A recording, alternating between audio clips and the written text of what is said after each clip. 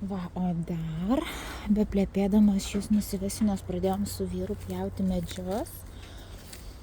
Bet ilgai nepapjovėm, nes sugedo mūsų pjūklas. Benzo pjūklas, tai teko šitą smagų darbelį atidėti. Smagų sakau todėl, kad man tokie darbai patys smagiausi. Tai yra šalinti tai, kas nereikalinga. At mano planas buvo eiti palei šitą kraštą, va. Ir išpjauti, kas nereikalinga. Aišku, labai sunku man su vyru, kaip ir jums jau anksčiau pasakau, tą daryti, nes jam norisi viską saugoti. Nu, pavyzdžiui, šitą velniop norėjau pjauti, šitą irgi. Va, nu kur jau. Tas šakas čia apgenėti, nes va praeit neįmanoma. Va čia tas šakas apgenėti, kad būtų galima praeiti. Bet mes neatėjom iki to, nes, kaip ir sakau, benzo pjūklas sulūžo.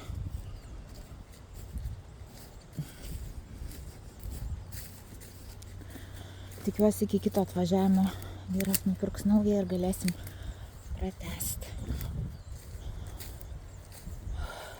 Mano Anyta prisodino čia įvairių tokių medžių.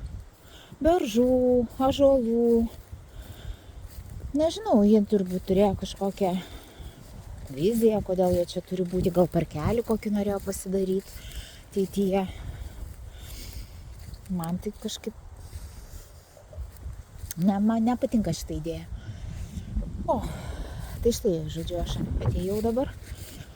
Čia buvo, vat, kelios vyšnios, tokios nuvargusios, nugeibusios. Nelabai aš čia pritapo, tai mes jas išpjojom. Šiaip ne taip vos nesusipyko. Šitą medžio tik dalį nupjovė, paliko. Aš tai norėjau, kad jis irgi eitų velniop, nes jisai kažkoks, nežinau.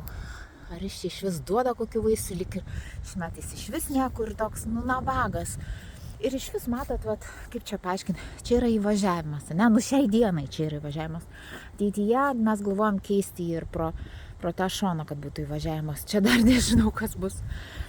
Bet šiai dienai įvažiavimas yra pro čia. Ir vat, kai tose šonuose tokie nuvargę, pavieniai kažkokie vaismedžiai, kurie nei vaisių duoda, neaišku, ar jie duoda ten po keletą uogų.